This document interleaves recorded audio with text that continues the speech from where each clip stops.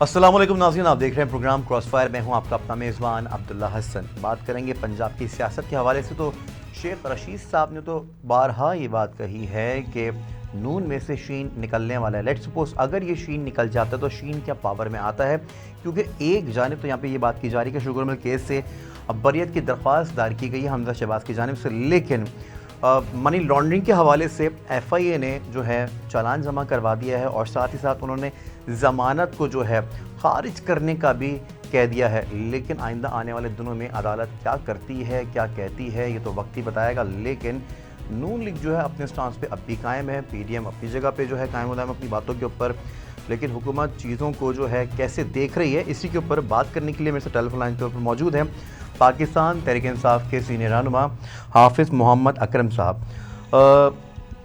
हाफिज़ साहब, क्या कहेंगे इस तमाम तो सिनेरियो के ऊपर? आइंदा आने वाले दिनों में क्या फिर दोबारा से क्या हम गिरफ्तारियां देख रहे हैं?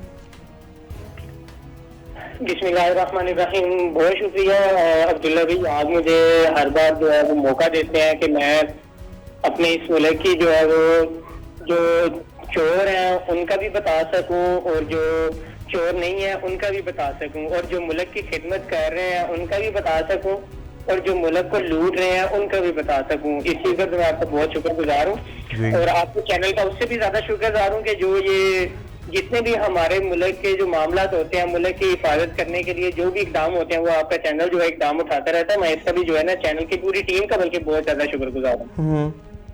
अच्छा, अभी हाल ही की पर एक चीज चल रही थी, जो अभी जो मामला चल रहा है ये शहबाज शरीफ की बरियत का मामला। आपने देखा होगा कि जो नून लीग है इनके साथ हमेशा ही ऐसा होता है कि इनके पास एक जो नोटिफिकेशन आ जाता है, ऑर्डर की कॉपी आ जाती है, तो ये उसको पढ़ना जो है वो भूल जाते हैं। ये समझते हैं कि ये बेशक भी जो है ना हमारे हक में है, मिठाई पहले खा लेते हैं, बाद में ये उंगलियां अपने मुंह में डाल डाल के वो मिठाई इनको बाहर निकालनी पड़ती है।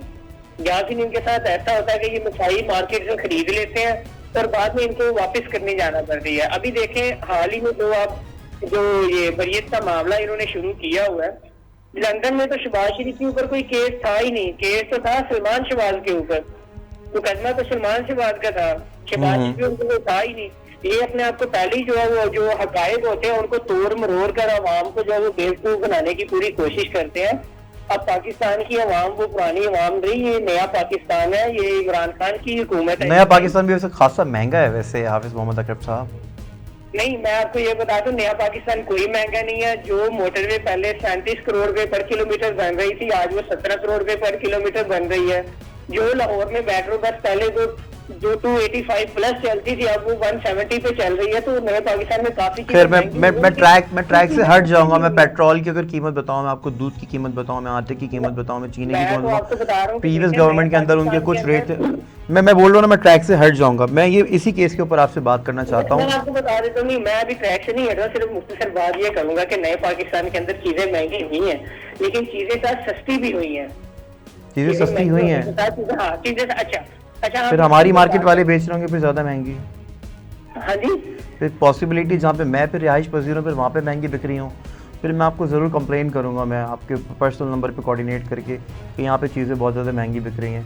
फिर मैं बोल रहा हूँ ना, मैं डी ट्रैक हो जाऊँगा, मैं डी ट्रैक होना नहीं चाहता। शो को कंटिन्यू करते हैं आगे इसी केस के ऊपर। अच्छा देखें जी, इसमें हकायक को जो है वो तोड़ मरोड़ का जो है ना अवाम को जो है वो गुमराह करने की इसमें मैं समझता हूँ कि पूरी कोशिश की गई है। शहबाज शरीफ को चाहिए कि किसी अच्छे से वकील से जो है ये जो ऑर्डर की कॉपी है या इसका तर्जमा करवाएं, उसको पढ़ें किसी अच्छे से वकील से। मैं आपकी बात को मैं आगे कन्वे करता हूँ। देखें, बाप बोलता है कि मेरे बेटों के पास मालूमात है, एक बेटा बोलता है कि मेरे पास मालूमात नहीं है, वो दूसरे बेटे के पास है। जो दूसरा बेटा जो आखिरी का जो बेटा है जिसकी आप तस्करा कर रहे हैं वो लंदन में बैठे हुए वो मफरूर हैं। इट्स मीन दैट कि प्रोसिक्यूशन वीक है। हेलो हाफिज अकरम साहब, आप क्या मुझे सुन सकते हैं? जी बोले। शहबाज शरीफ साहब बोलते हैं कि सारे मामला जो हैं हमजा देख रहे थे। हमजा बोलते हैं कि सारी की सारी चीज़ें सलमान के पास है, लेकिन सलमान तो लंदन में, सलमान यहाँ से मफरूर हैं। तो इसका क्या मतलब है? क्या यहाँ पे एक जानिब बरियत की दरख्वास्तें भी दायर कर रहे हैं, तो मतलब तो फिर यही हुआ ना कि फिर प्रोसिक्यूशन वीक है। नहीं, बात हम इसको ये नहीं कह सकते, वो तो मुकम्मल देखें, वो सारी चीजें एक तरह से चल रही हैं और अपने जो है वो ट्रैक के ऊपर चल रही हैं। ये तो इनको जिसके ऊपर भी कोई केस कर रहे हैं या कोई इनको पूछा जाए कि ये आपने असाते कहाँ से बनाए हैं, तो इनको पेट में दर्द शुरू हो जाती है या इनको लूज मोशन लग जाते हैं। ठीक है, तो इस तरह के मामला तो इनके सारे चल रहे हैं। अब यहाँ पर ये देखें ना, शहबाज शरीफ का जो केस, 2 केस चल रहे हैं पाकिस्तान में। एक केस शहबाज शरीफ का चल रहा है मनी लॉन्ड्रिंग का नैब के अंदर, जो 7 अरब रुपए का, और दूसरा केस पाकिस्तान में शहबाज शरीफ का चल रहा है FIA में, जो 25 अरब रुपए का। ये भी केस मनी लॉन्ड्रिंग का है, वो भी जो नैब का केस है वो भी मनी लॉन्ड्रिंग का केस है। जो नैब का केस है वो अकाउंटेबिलिटी की जो कोर्ट है हमारी पाकिस्तान में, कोर्ट नंबर 4 में इसका केस चल रहा है। बल्कि मैं आपके प्रोग्राम के तवज्जो से, आपके चैनल के तवज्जो से ये इनको याद भी दिलाता चलूं कि अगले हफ्ते में इनकी पेशी है, तो ये अपने उस केस की भी जो है वो अच्छे से जरा तैयारी कर लें। तो जो बाकी जिसमें ये अच्छा, ये FIA ने तो चालान जमा करवा दिया इनके खिलाफ, 16 रुपए की मनी लॉन्ड्रिंग का चालान अदालत ने जमा करवा दिया। तो कितना मतलब कि मोस्ट प्रोबेबली हम कितनी जल्द गिरफ्तारियां फिर देखने के अमल में आने वाली हैं? गिरफ्तारियां से देखें कि आगे इंशाल्लाह मजीद गिरफ्तारियां भी शुरू होंगी। आप देखेंगे कि इस मुल्क के अंदर जो है वो अब जो चोरों का जो है वो घिराव है वो और ज्यादा जो है वो मजबूत कर दिया गया। आगे आने वाले टाइम में मजीद गिरफ्तारियां होंगी। इनके अलावा भी इनके मौजूद, अब आप देखेंगे लास्ट टाइम कल हम देख रहे थे कि जो शुगर मिल के इनके जो मुलाजमीन थे, उनके 16 अरब रुपए जो मुलाजमीन है जो वहाँ पे वर्कर था उनके अकाउंट से मुंतकिल हुए हैं। जो वहाँ पे दिहाड़ीदार है, जिनको बेचारों की पता नहीं जितनी उनको सैलरी मिलती है उस तनख्वाह से उनका घर भी चलता है कि नहीं, उनके अकाउंट से 16 अरब रुपए जो है वो इन्होंने मुंतकिल किए हैं। तो इस तरह की बेशुमार दास्तानें आगे इंशाल्लाह मजीद जो है वो गिरफ्तारियां भी होंगी और इनसे पैसे निकलवा कर कौमी खजाने में हम जमा करवाएंगे, जो अवाम के टैक्स का पैसा है और अवाम के ऊपर ही खर्च होगा, जो जिससे अवाम को सहूलियात भी मिलेंगी। तो गिरफ्तारी अब तक अमल में क्यों नहीं है? क्योंकि जब भी इनको बुलाया जाता है मनी ट्रेल के हवाले से, जब भी अदालत इनसे सवालात करते हैं, पूछगछ होती है, तो ये तो कासिर होते हैं जवाब देने से। बेसिकली ये है कि ये इदारों के साथ जो है वो चलना ही नहीं चाह रहे, ना उनके साथ के ताउन करते हैं। FIA के सामने तो इदारे एक्शन में दिखाई क्यों नहीं देते हाफिज मोहम्मद अकरम साहब? इसके क्या रीजंस हैं? नहीं, इदारे जो है वो एक्शन में, बेसिकली बात ये है कि ये इनको जो है ना वो सहारा लेते हैं कानून का, ठीक है, और कानून का सहारा देते हैं गलत तरह से। एक तो होता है ना कि आप एक राइट फोरम से कानून का सहारा ले लेते हैं, ठीक है, ये झूठी रिपोर्ट्स बनाते हैं, मेडिकल की झूठी रिपोर्ट्स बना लेते हैं और उसी के ऊपर फिर इनको वो बता देते हैं जी कि हमारे पेट में दर्द है, हम अभी पेश नहीं हो सकते। बाप से पूछा जाए आपके पास, वो कहता है जी बेटे के पास है, बेटे से पूछा जाए जी वो दादी के पास है, दादी से पूछा जाए जी वो मेरे दोस्त के पास है, दोस्त से पूछा जाए वो कहता है मेरे भाई के पास है। इनके तो दोनों भाइयों के बयान ही नहीं मिलते। एक भाई कहता है कि मेरा बाप जो है वो जमींदार था, वो बैंक से बेच के तो उसने ये सारी जायदाद बनाई है, और दूसरा कहता है कि मेरा बाप जो है वो क्या उसे कहते हैं पाकिस्तान का मिलियनर आदमी था।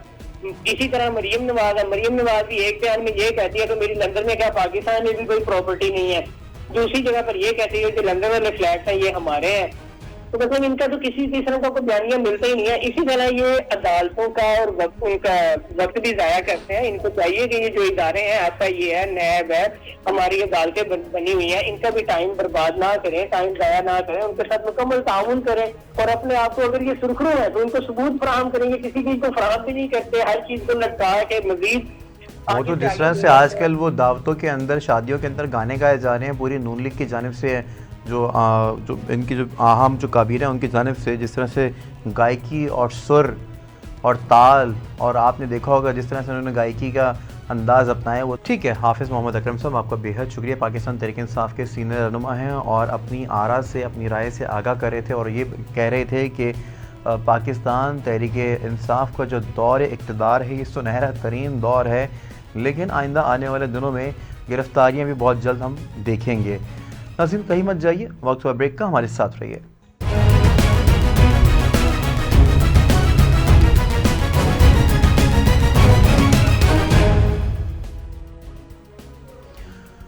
वेलकम बैक नाज़रीन। तो क्रॉस फायर में बात हो रही है आज मियाँ मोहम्मद शहबाज शरीफ के हवाले से और उनके साहबजादों के हवाले से।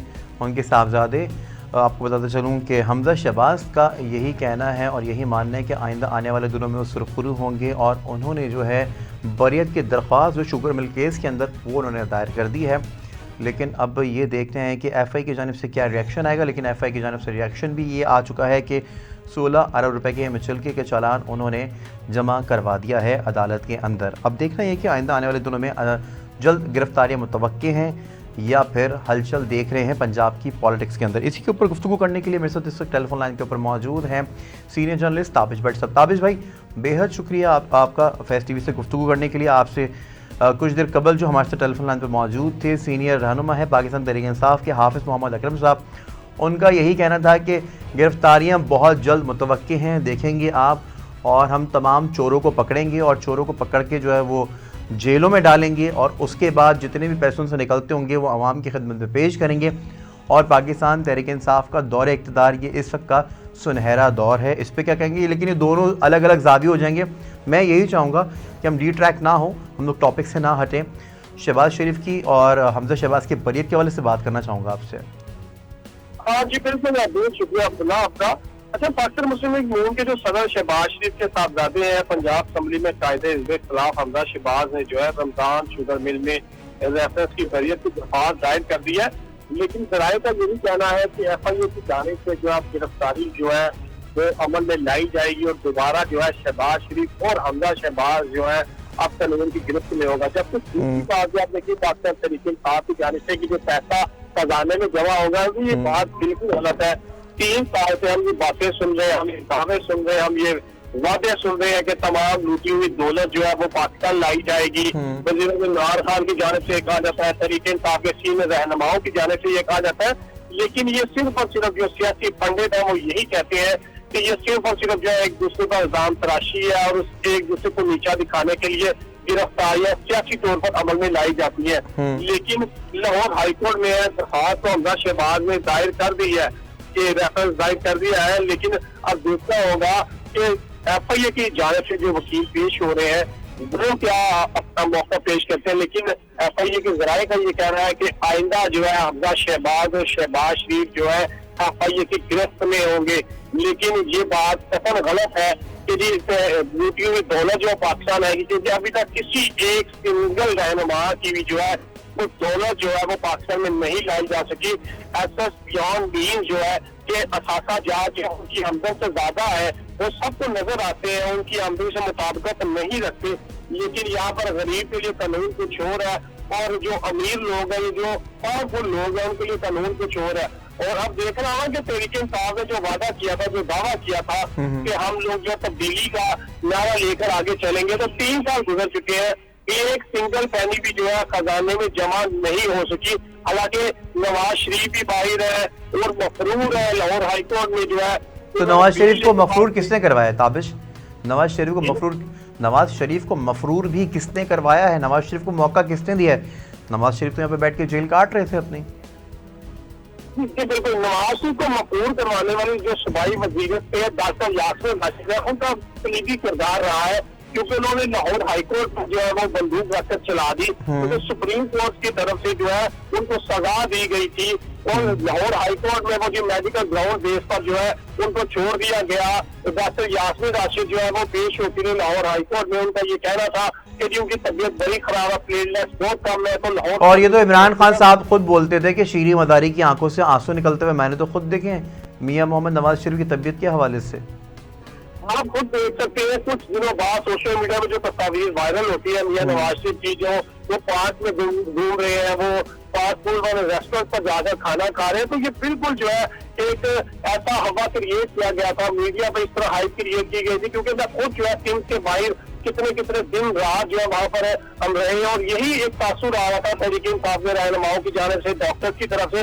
तो अभी जो है एक खबर है कि प्लेटलेट कम होने की वजह से नवाज शरीफ जो है खुदा खाता में कुछ हो जाएगा। तो ये हवा जरूर क्रिएट किया गया था मीडिया का, लेकिन हकाई उसके बिल्कुल अपोजिट है। और अभी भी नवाज शरीफ जो है एक डील के जरिए जो है वो लंदन में जाकर बैठे हुए हैं और पाकिस्तान में वही जो सियासी जो मामला चलते जिसकी हुकूमत होती है वो दूसरों पर जो है सियासी मुकदमात बनाकर उनको दिशा दिखाने की कोशिश करते हैं। अब देख रहा हूँ कितने साल ये मामला जो पाकिस्तान में चलेगा, क्योंकि तरक्की आप देख लें जीरो है, लोगों की जो है परफॉर्मेंस देख लें, तहरीक इंसाफ के रहनुमाओं की परफॉर्मेंस, वजीरों की परफॉर्मेंस देख लें। तो लेकिन जब आप इस तरह की कोई बात करते हैं ना, तो ताबिश भट्ट साहब ये लोग ये कहते हैं कि आप लोग तो 35 साल में चीज़ें ठीक नहीं कर पाए, आप लोग ये एक्सपेक्ट करते हैं हमसे कि हम 5 साल में चीज़ें ठीक कर लेंगे। देखिए 35 साल से करते करते इमरान खान को 3 साल से जायद का वक्त हो चुका है। तो अब यही बातें करते रहना है कि 35 साल का जो गंद है वो 3 साल में साफ नहीं हो सकता। यकीन करें कि 3 साल में जिस तरह महंगाई बढ़ी है, पिछले 35 छोड़े पिछले 70 साल में इतनी महंगाई नहीं होगी जितने इन 3 सालों में हुए। करप्शन अरूज पर है। पहले तो लोग ये कहते रहे उनके काम हो जाते थे, लेकिन अब तो पैसा जो है खुलेआम मांगा जा रहा है। पंजाब में आप देख रहे हालात इस तरह बुरे हैं कि वज़ीर-ए-आला पंजाब जो है इस तरह सिलेक्शन किससे देश में होता है कि इतने सीनियर रहनुमा होने के बावजूद जो है वो वज़ीर-ए-आला पंजाब सवाल गुजार पर जो है लाठी निकल आती है। तो अब देखना होगा कि गुड परफॉर्मेंस के लिए जो है पंजाब में क्या कलीदी किरदार अदा कर सकेंगे। इसके अलावा वफाक में क्या मामला होगा, पेट्रोल की कीमत देख लें, आसपास की कीमत देख लें, बिजली की कीमत देख लें, तो गरीब आदमी जो है किसके रह गया। और गुज़िश्ता रोज जो है पंजाब में नान की कीमत, रोटी की कीमत को बढ़ा चुके कि जो गरीब आदमी है अब वो रोटी खाने से भी जो रह गया गरीब के। अच्छा ताबिश, यहाँ पे आम आदमी को इस चीज़ से कोई फ़र्क नहीं पड़ता कि केस में आपने बरियत की दरख्वास्त जमा करवा दी है या आपकी जानिब से चालान FIA की जानिब से जमा करवाया जा रहा है या कोई कोर्टों के अंदर केस चल रहे हैं। गरीब आदमी तो इस वक्त रोटी के लिए मोहताज है, दूध महंगा हो गया है, चीनी क़ुव्वत ख़रीद से बाहर है, आटा क़ुव्वत ख़रीद से बाहर है। गरीब आदमी तो बेसिक इश्यूज़ के अंदर, बेसिक चीज़ों के अंदर फंस के रह गया है, उसका कोई ताल्लुक़ नहीं इन सब चीज़ों से। आप यही कहते थे कि जब मैं आऊँगा तो 100 दिन का प्लान दूंगा आपको, वो फेल हुआ और उसके बाद फिर आपने नौकरियों का झांसा दिया। आपने अब तो दावा और वादे की तो बात ही ना, अब झांसे की बात करें। आपने नौकरियों का झांसा दिया, आपने घरों का झांसा दिया और आप कुछ भी नहीं कर पाए, आप ज़ीरो रहे। बिल्कुल अब्दुल्ला, मैं आपकी बात को सेकंड करूंगा कि घरों का इन्होंने जो है एक ख्वाब गरीब लोगों को दिखाया, रोटी का ख्वाब दिखाया, तब्दीली का एक दिखाया। और जी मैं 90 दिन में ये कर दूंगा, 6 माह में ये कर दूंगा, बैंकों को जो है उसके पेट से पैसा निकालूंगा, मैं ये कर दूंगा। वो सिर्फ और सिर्फ दावे और वादे। और फिर इमरान खान और सीनियर रहनुमा जो पाकिस्तान तहरीक इंसाफ से ये कैसे नजर आते हैं कि ये जितने भी लोग हैं माफिया आ जाएंगे, माफिया आया कि इन माफिया को किस तरह निपटा जाएगा अगर वज़ीर आज़म इससे नहीं निपट सकता। आज लोग रोडों पे ये कहते हुए दिखाई देते हैं कि हमारे ये चोर और डकैत जो थे ना, ये लूट मार थे, इनको लौटा दो, खुदा का वास्ता है। आप बाहर तो निकले और आप तो बाहर निकलते हैं, आप तो फील्ड के ऊपर रिपोर्टिंग करते हैं, आपको तो मुझसे ज्यादा मालूम होगा, मैं तो स्टूडियो में बैठा रहता हूँ। सर बिल्कुल आप बिल्कुल ठीक कह रहे हैं कि जब फील्ड में लोगों से बात करते हैं तो वो यही कहते हैं कि वो लोग चोर से जैसे भी थे लेकिन एक तरक्की नजर आती थी। अब रोटी की कीमत जो है उससे काम था, चाहे वो अगर वो चीजों को मेंटेन कर, डॉलर की कीमत को मेंटेन कर लेते थे, तो चाहे ये वास्तव तरीके से कहा जाता कि मसनूई था वो सब कुछ, लेकिन लोग खुश थे, लोगों को 2 टाइम रोटी मिल गई। ताबिश, मेरे पास का वक्त बहुत ज़्यादा नहीं है, बहुत कम वक्त है।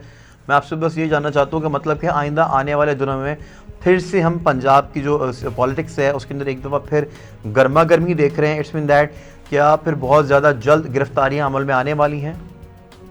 जी बिल्कुल, जो है ज़राए का यही कह रहा है कि आइंदा कुछ दिनों में वो नून लीग के जो सीनियर रहनुमा एक बार फिर गिरफ्त में होंगे। 2 रोज कबल मरियम औरंगजेब ने भी ये कहा था कि दोबारा शहबाज शरीफ को पकड़ने की तैयारियां की जा रही है। उनकी बात जो है बिल्कुल ठीक है। ज़राए का भी ये कहना है कि शहबाज शरीफ एक बार फिर जो है कानून की गिरफ्त में होंगे। और अब देखना होगा कि ये साल जो है गुजरने के बाद जो अगले साल में किस तरह तब्दीलियां होती है, क्योंकि अब 1.5 साल लगभग रह गया पाकिस्तान तरीके इंसाफ की हुकूमत को। अगली जो लायामत क्या होगा, और इसके अलावा बल्दियाती इंतखाबात जो होने जा रहे हैं वो बड़ा कलीदी किरदार जो है वो पंजाब की सियासत में अदा करेगा।